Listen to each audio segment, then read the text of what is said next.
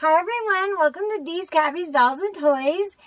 I'm excited today. I asked you guys about a week ago I put a post on the community page asking you guys to leave me questions because I wanted to do a Q&A for you guys, and this is the first one that I've done, so I'm pretty excited about it. And a few of you left me some great questions that I'm about to answer right now in this video.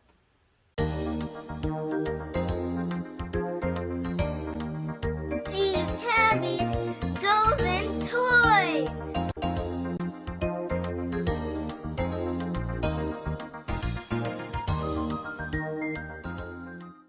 Welcome back, you guys. I'm super excited about this. I want to thank everybody that gave me questions. I've been checking on them every day, and you guys had some great questions, and I can't wait to answer them. So I'm going to get right into it. The first question is it's actually a few questions from Pamela, and she wants to know where I buy my cabbies, eBay, Facebook groups, and the answer is yes and yes. I buy them on the internet mostly.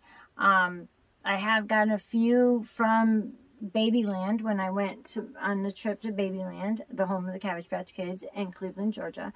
But other than that, I get them online. I get them in the Facebook groups. There's a few really good groups that sell cabbies. There's Cabbie Dream Catchers, which is a group that I'm a part of. I'm one of the admins on that group.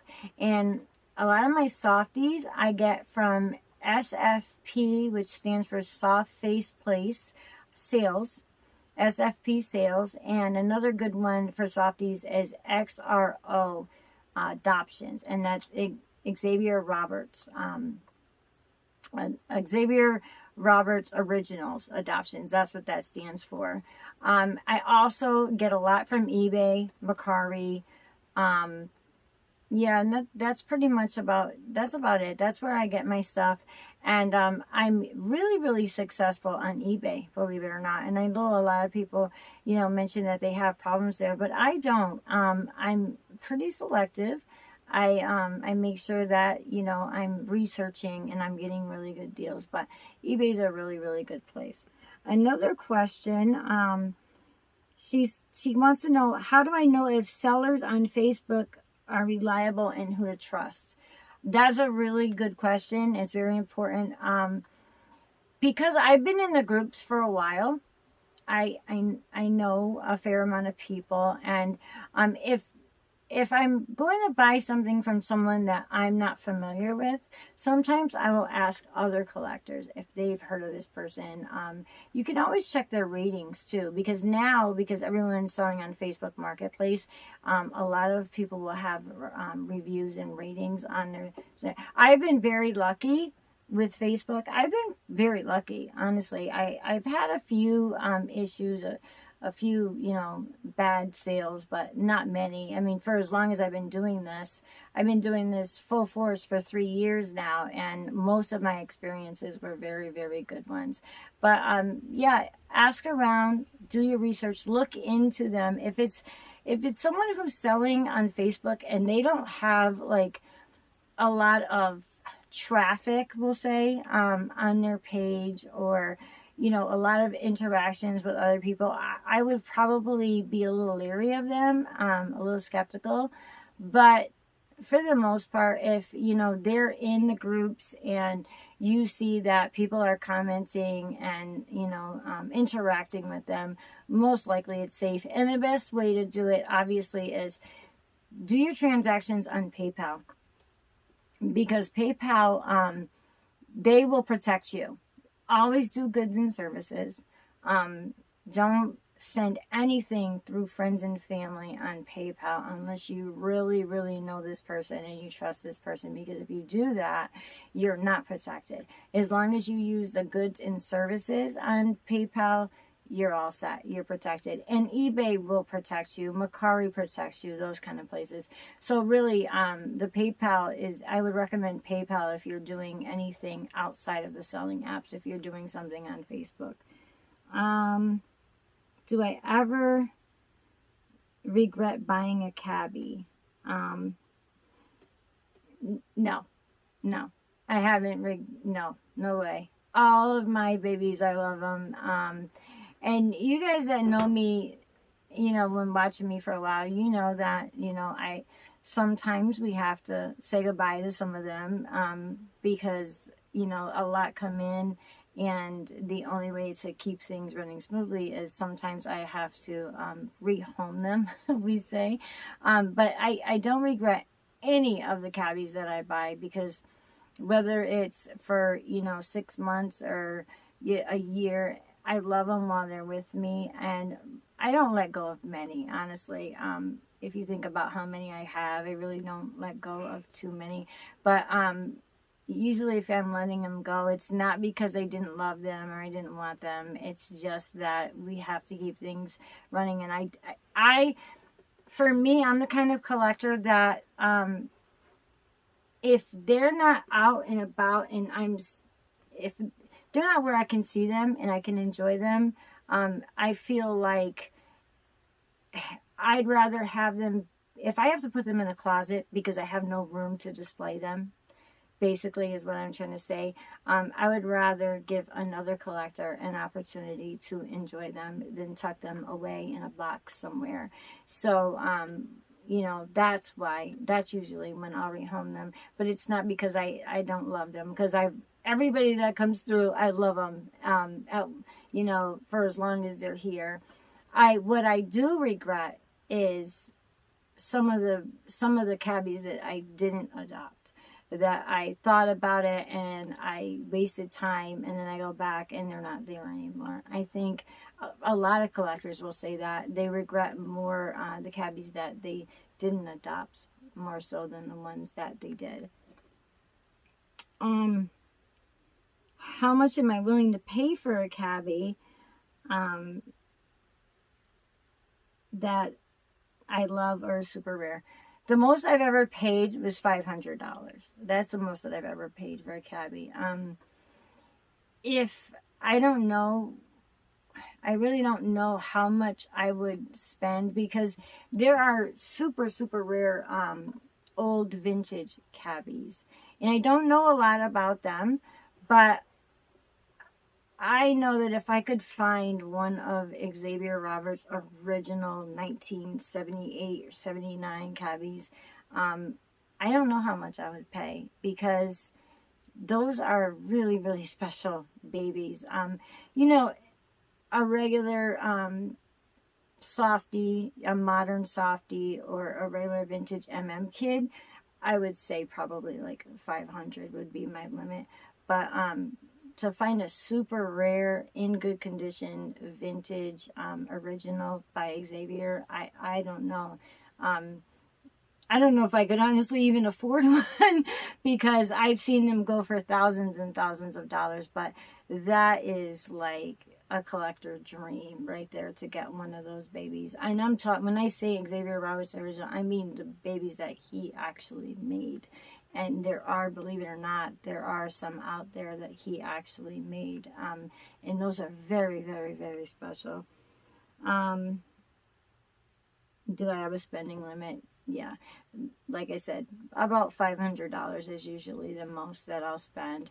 Although, lately, the market has been up. And so when I was paying $200 for a baby, you know, a year ago, the same baby now is like $400 or $500. So if the market stays where it is right now, it doesn't go back down, then that might change, because there are mass market cabbies that I really want, that I don't have in my collection yet. And if this particular baby is $600, I might go a little bit higher. That's if the market doesn't go down. We don't know. A couple of years ago, I want to say maybe like a year and a half ago, the market was very, very low, and we thought that it was going to stay that way. Us, when I say we, us collectors. But then it went back up, and it went back to where, you know, it had been. And now, within like, I want to say the last 6 or 8 months, it has just been like unbelievably high, which in a way it's bad, because, you know, I'm paying double what I used to pay for cabbies, but it's always good. It's always a good thing when they hold their value too. We want them to hold their value because they're special, you know, and we want to keep them that way. What's my favorite manufacturer? Coleco, Hasbro is out of the mass market. Those are my favorite kids. I actually did a video not too long ago talking about the Hasbro. I did a Coleco video also and a Mattel. But yeah, Hasbro is definitely my favorite. They the posable kids, the transitional kids are my favorite. This guy right here, I don't know if you guys can see him. This is Simon. He is a transitional kid. He's an AA number 19 transitional kid, and he's one of my favorite kids. So definitely Hasbro. Okay, so that was Pamela. Great questions, by the way, Pamela. That was really awesome. M from M's Gems wants to know how many total of cabbies I have, and she also says, she's so sweet. She says, I'm so impressed with how many you have, but yet lovely displayed. That was really nice. Okay, so I peeked at the questions before I got on here, and I actually did a count. So I have 104 mass market kids in boxes. That's just the kids that are, you know, new in boxes. I have 85 loose kids.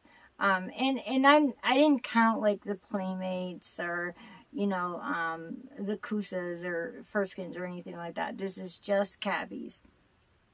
And then I have, so I have 104 in boxes, 85 loose like this, and then I have 59 softies.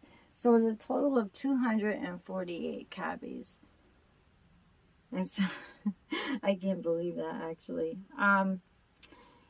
Let's see. Griselda Sanchez actually asked me, this really wasn't a question, but I am gonna, you know, include this.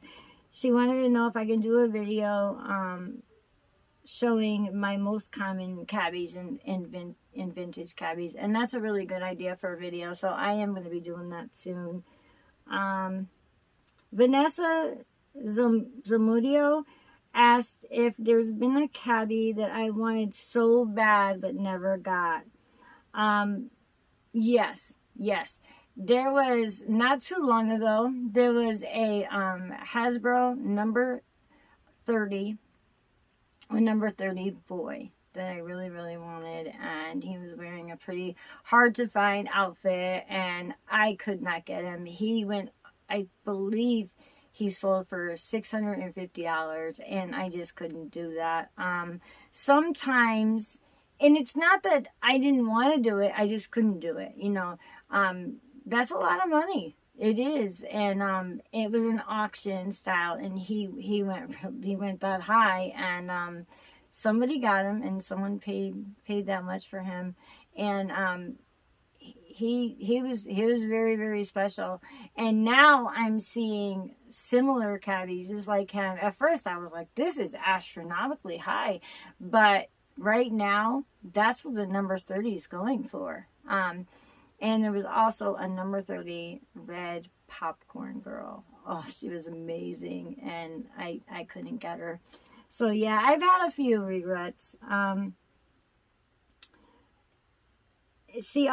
Vanessa also asked if I help people in that situation to look for cabbies. And the answer is yes. I get messages from people a lot on my Facebook Messenger, and you know, and sometimes even on the YouTube, you know, in the YouTube comments, where people will ask me, you know, about certain cabbies and stuff, and I'm always willing to help fellow collectors find their dream cabbies. And there's, like I mentioned earlier, we have a group called Cabbie Dream Catchers, and it's kind of, it's a selling group, but what it is we admin, and the admins of the group, we go on eBay, Mercari, places like that, Marketplace, and we look for all of these really good deals on cabbies, and we'll post them in the group. And sometimes I'll, have people message me and tell me what they're looking for, and I will go out there and I'll look for, I'll search on the internet for them. So the next question is from Fur Skins Leader. And they want to know what my most expensive Cabbage Patch Kid is. And I would have to say, right now, the most highest valued Cabbage Patch Kids is this set right here. So this is the Friends set. This was produced by Hasbro. It was a Walmart exclusive. It only sold for a few months, exclusively at Walmart. And it was actually produced in 1989. So 1989 was the transitional era. So if you guys aren't familiar with this, if you haven't been watching me, because I mention this transitional period all the time, it's one of my favorite periods. The transitional period happened in 1989, a little into 1990, and it was during the time when Coleco, so Coleco was the first company that mass produced the Cabbage Patch Kids, okay, the vinyl heads, and in 1989, they let go of the kids. They passed the torch to Hasbro. Hasbro took over the production of the kids, and what was happening was they didn't want to waste anything. So Coleco had a lot of leftover parts. So the kids from 1989 they call them transitional kids. A lot of them are part Coleco, part Hasbro. Some of them will have, what I mean by that is, I know that sounds weird, right? They'll have like a Hasbro head and a Coleco body. And it's a very big period for the history of the Cabbage Patch Kids, and collectors love the transitional kids. So this was from the transitional period, and so that made it rare, right? That makes it rare. Also, because the set itself is rare, because it was only sold for a little while, and what it consists of is a big kid and a toddler. And what makes this set so valuable is that the big kid is actually the rarest head mold out of all of the mass market kids. This is a number 30 head mold. It is the rarest. You don't see it, and I mentioned earlier, like that. Those are like dream kids. Number 30s are dream kids. In fact, this is the only number 30 in my entire collection. So we're talking about 250 Cabbage Patch Kids, and I have one, number 30. So, that tells you. And it's not because I don't want any more. They're very expensive, and they're very, very hard to find. So this set right here, this is one of my unicorns, one of my diamonds right here.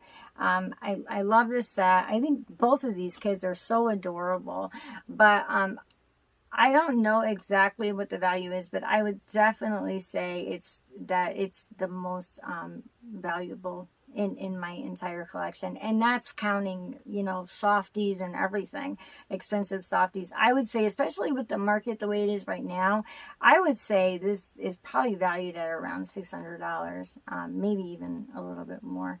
So, and I feel very blessed to have it in my collection, and I got it from a friend too, so that makes it really special. So okay.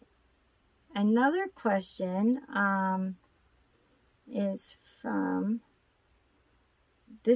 Cabbage Patch Kid with AZ Cabbie Mama. She's one of my friends, Desiree. She asks a good question too. She asked me, how do you respond positively to non-collectors who don't understand our hobby as collectors and the joy it brings? She said, those who question why we do this and why we have so many. It always surprises me how people I'm close to could make negative comments about anything that makes me so happy, but some people just don't get this as a hobby. This is a really, it's a common question. I've talked about this with fellow collectors, and it really is hard, because most of us, not all of us, but most of us are adult collectors. And I think that some people do look at us as we're different, or, it's just a strange strange hobby, you know, that we're these adults and we have rooms full of dolls, because a lot of people believe that, you know, dolls and toys are meant for children, not for grown adults. And I don't agree with that, obviously. But this is a hobby, you know. It's just like collecting anything else. We just happen to love dolls. And I see my doll collection as art. You know, this is art. And you know, in like this right here, this is a piece of art in a frame. And I think that's why I have this thing about keeping them in their packaging. I talk about packaging all the time. And you know, because I feel like when a cabbie or any doll comes in this beautiful packaging and then you take them out of the package, you're kind of, you're messing up the frame. Like, you're taking them out of the frame. You're making this complete piece of art incomplete. And I do have a lot that aren't in boxes, so it doesn't mean that that's all I collect, but I'm just trying to explain to you how I see them. I see them as art. I really, really do. And this is a really good question, because what's the difference, you know, between collecting this and you know, collecting coins, or I don't know what people collect. This is what we love. This makes us happy. And I really think that the people in our lives should be more supportive. I'm lucky because not all, but most of the people in my life are very, very supportive. My family is very, very supportive. You guys know Nelson helps me with all of this. I have my son Elijah on here with me sometimes. So I'm really lucky. And I feel bad for those collectors that, you know, have spouses or children, or, you know, anyone that doesn't understand, or not that they have to understand, but doesn't agree with what they do, and doesn't understand why this would make somebody happy. I have been mocked. I mean, in fact, Nelson's uncle was over the house one day, and we were showing him one of my videos, and showing him, you know, all the dolls and stuff, and he speaks mostly Spanish, and he said stupida, you know, and he was basically saying that I'm stupid, that my hobby is stupid, that it's stupid. So I have dealt with that, and I got really upset, you know, but I don't care what he thinks. You know, my Nelson understands, and he loves it.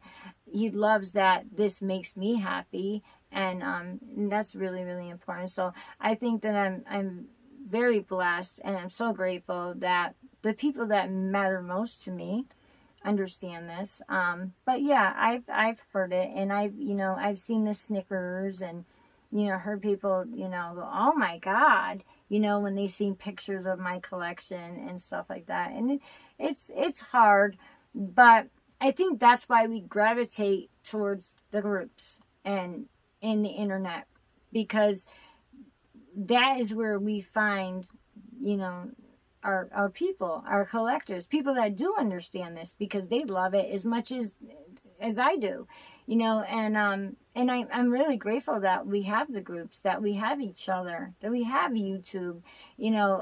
I tell you guys all the time how grateful I am for you. You know, you guys are there for me. You know, you listen to you watch my videos, you see my collection, you share all of this with me, and that's really important. And I'm very, very grateful to have that. I think that the doll community as a whole, not just Cabbie, not just the Cabbie community, because you guys know I don't just collect Cabbage Patch Kids, I collect Bratz and MGA and everything. I think that the doll community is getting a lot bigger, and that's a good thing.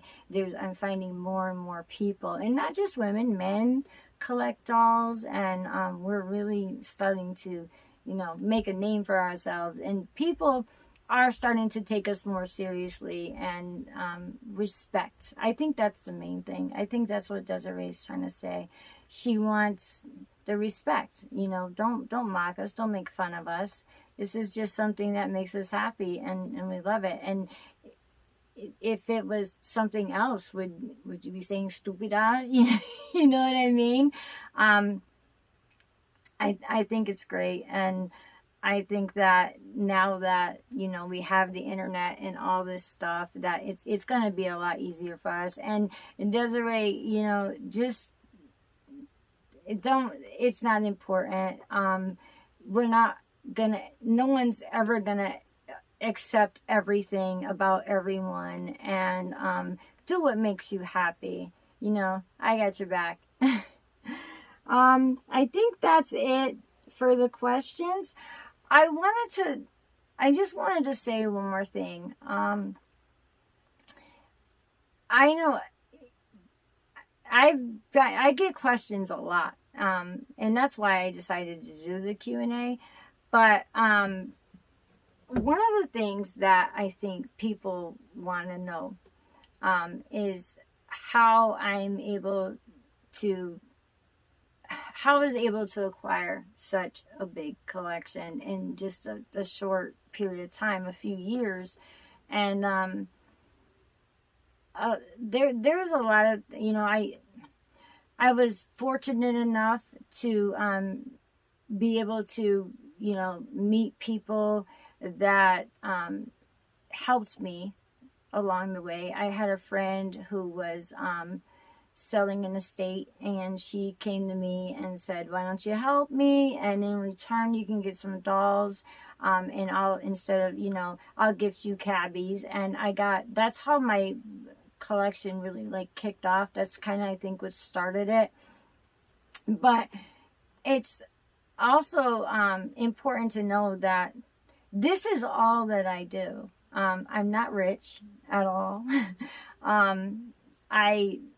I'm rich, you know, I have a really good life. I love my life. I'm very happy. I'm happy with this hobby. I'm happy with everything that I do. But I'm not financially, I'm not rich at all. This is what I choose to spend my money on. The spare money, we'll say, that I have for myself, I choose to spend it on dolls. I'm not a girl that goes to the hair salon every month or the nail salon every week, or I'm not, you know, carrying Michael Kors or Coach. I don't even know what people are wearing for bags, and there's nothing wrong with that. But I know that I can't have everything. So my